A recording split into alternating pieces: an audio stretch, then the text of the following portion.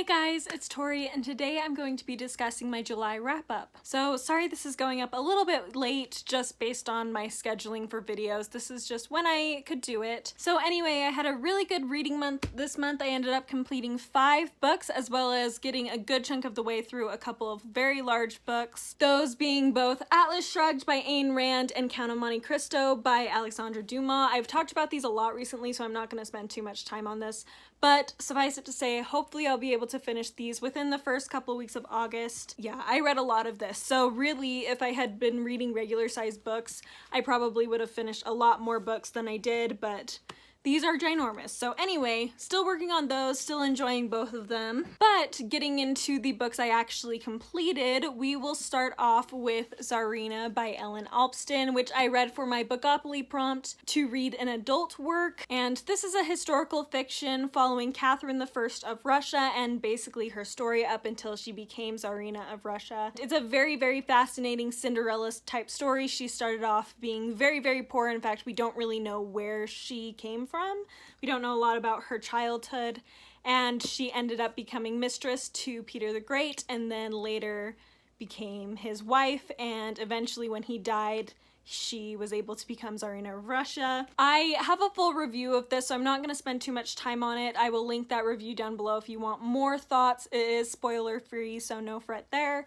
But I ended up giving this a 4 out of 5 stars. I really enjoyed it. I loved Catherine / Marta as a main character. I found her very fascinating. I liked getting to know Peter the Great and understanding a lot of his psychological trauma. My only real complaints was primarily surrounding the graphic sexual violence and just graphic sex scenes. Personally, I don't really like graphic sex scenes, so I knew going into this that it would have some of that as she becomes the Tsar's mistress, but I felt like it was just a little beyond the mark for me, and I just really didn't like that. So if that's something you don't love, probably avoid this, but I did feel like it was a really good introduction to Catherine I. The next book I actually read for Jane Austen July, and that is Sense and Sensibility by Jane Austen. This covered the Bookopoly prompt to read a classic drama. For those who haven't heard of this book or don't know what it's about, we essentially follow 2 sisters, Eleanor and Marianne, as they both experience a lot of hiccups in their life plans. Their mother and themselves, as well as their other sister Margaret, are cast out of their father's home after he passes away when their half-brother takes over, and he and his wife are unwilling to really take care of them in any way, and so they're cast off and end up living with a distant cousin of their mother in a little cottage on his land, and they meet people. Things go on from there. Like any Jane Austen, this has a heavy focus on romance. However, I feel like this one in particular, it helped me a lot going into it. I ended up really enjoying this. I should start off by saying that. I really enjoyed the process of reading it. I think this is the fastest I've ever read a Jane Austen. So it was really enjoyable, really engaging. I loved getting to know the sisters, and I really feel like this is a book that you should go into focusing on the sisters rather than on the romances. And the reason why I decided that's how I was going to focus was because I was comparing it with the other book by Jane Austen with a similar title, Pride and Prejudice. And with Pride and Prejudice, the prideful and prejudiced characters of the title are Mr. Darcy and Elizabeth. So those are the 2 characters you should focus on. The title expects you to. And so in that, the romance is much, much more critical, whereas in this, Eleanor is the more sense-focused character, and then Marianne is the character that's driven a lot by sensibility. So those are the characters you're supposed to focus on. We have Eleanor, who is very driven by sense and logic and reason, and so she experiences things and reacts to things very different from Marianne, who is very driven by emotion and reacts based on her emotions. They both experience very similar hardships, but it's very interesting to see based on what drives them how they react to those situations. For example, Eleanor begins to realize that she needs to show a little bit more emotions if she wants to get what she wants, and Marianne starts to realize that she needs to rein in her emotions a little bit. And so it's very interesting to see this Sense and Sensibility play within these different personalities. So in the end, the romances are pretty flat, and I think that's a lot of why people don't love this one as much, is because the romantic interests honestly are pretty flat characters overall. But when you go into it focusing on the sisters themselves and their relationship and comparing their different personalities, it really adds so much to the story, and it was really, really wonderful to read. I would say I still like Pride and Prejudice and Emma better than this, mostly because I feel like those books have side characters that are very well-rounded and interesting, even though they are just side characters, whereas there weren't really any side characters I was particularly interested in this one. In fact, the only side characters I was really interested in weren't even technically like physically on the page. They were just talked about. Eliza, if for those of you who've read, Eliza and her daughter, I found so much more interesting than any of the actual side characters that were in here. So that was really what held it back from being like amazing to me, but I still really enjoyed it, and it's one I'll definitely revisit in the future. I mean, all of Jane Austen's books I probably will, but I'm so glad I was able to finally pick this up, and I gave it 4 out of 5 stars. Next, for the Bookopoly challenge to read a historical fantasy, I ended up picking up Circe by Madeline Miller. This is a reread for me, and I absolutely loved this just as much the second time. This follows Circe, the witch from the Odyssey, and it gives a lot of her backstory as well as what happened to her after Odysseus left the island, and it was just it's just so good. Like, it's a very character-driven story. It's just a focus on Circe and her life. I just love Circe as a character. I love that she's this great feminist type figure. However, she's not like a warrior. She's not like a super, I'm gonna kick butt and be just as good as a man, whatever. She's just very confident in herself. She recognizes her abilities, and she's not afraid to stand up for herself when she needs to, even to gods. And I just really love her strength, and I love watching her growing awareness of herself and what she wants out of life. And as she comes to experience so many different things, she begins to realize what really matters to her, what her values are. And I just really, really love that about her. I also really love reading it this time. I have actually read a lot more Greek mythology since the first time I've read this. And so there were a lot of figures that I didn't quite recognize when I first read it, but this time around I was able to recognize them a lot more, like Medea.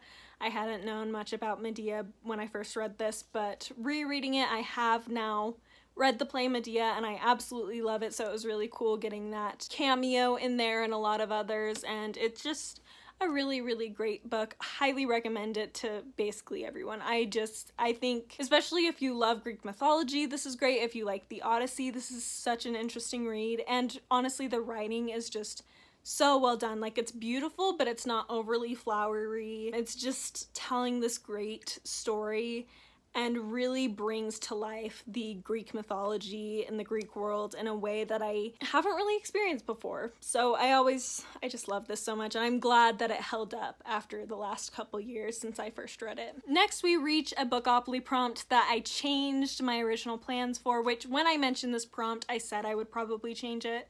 Well, I did. And that prompt was to read a book with a male main character, and originally I was going to read You the Obscure by Thomas Hardy. However, there's another Thomas Hardy book that it's the 180th anniversary of this year, and that one has a female main character, so I decided to pick up a little tiny book to read for the male main character and then also read a Thomas Hardy book, which I'll mention in a moment.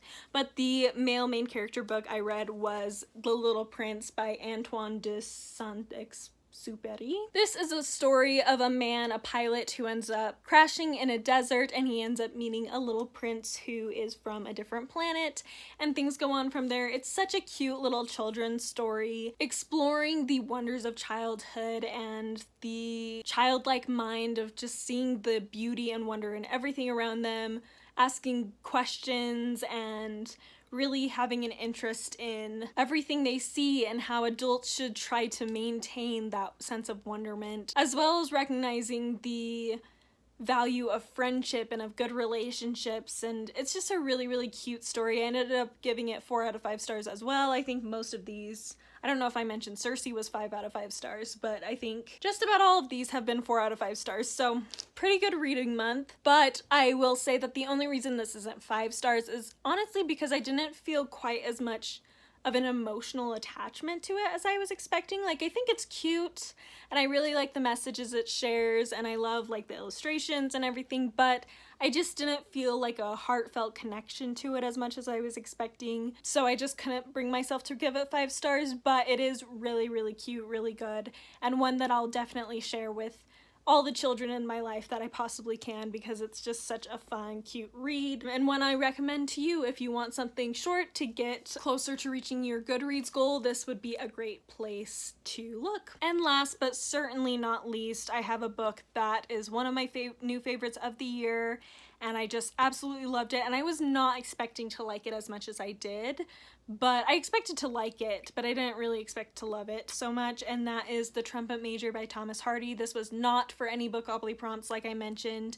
It's the 180th anniversary of this book, so I felt like I would like to pick it up in celebration of that, and I absolutely fell in love with this story. This book is a historical fiction set during the Napoleonic Wars, and we follow a young girl named Anne who is living on the coast in England, and she ends up coming into contact with 3 men, all of whom are soldiers in one way or another. We have a yeoman soldier, a trumpet major, and a sailor. The trumpet major is John Loveday. His brother Bob is the sailor, and then Festus Derriman is a member of the yeoman cavalry. Each one of them are vying for her attentions. However, it is set on the backdrop of this huge traumatic war, and it's just such a well-crafted story. It starts off feeling very light and sweet, not super dramatic or anything like that, not super dark, but even in those happy moments, Hardy takes time to point out that a lot of these men that are at these parties and things are going to end up dead within the next year or so in different battles across Europe, and just really bringing to life that, yeah, it's all happy, but there's this sense of doom and fear that is pervading everything, and it was just very, very well done. I loved Anna's main character. She's very down to earth, especially compared to most of Hardy's other heroines. She just feels very normal. Having just read Sense and Sensibility, I kind of compared her in my mind to a combination of both Marianne and Eleanor, where she's a very passionate person. She's a very emotional person, very driven by those emotions. However, she also has a sense of her need to rein those in sometimes.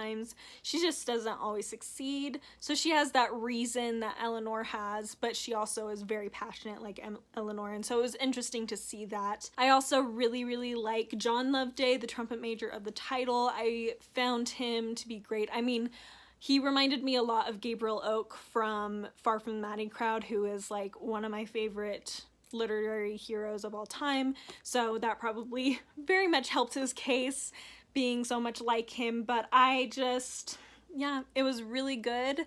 The second half was a lot more dramatic, and I always loved that. The ending was really sad and heartbreaking, but I also appreciate that it's the way that it needed to end. Thomas Hardy was again, he used the ending to bring to light the realities of war and the fear that surrounds war, and so it was hard to read and it broke my heart, but I really appreciated what he ended up choosing to do, and I loved this so much. 5 out of 5 stars for me. It's probably in my top 5 favorite Hardys that I've read so far, so pretty high praise for that, but I really, really, really liked this. And that is it. Thank you guys so much for watching. Let me know down below some of the books you read this past month, as I would love to know. Also, if you've read any of these and what your thoughts were on them. Don't forget to like and subscribe if you enjoyed this video, and I will see you next time. Bye!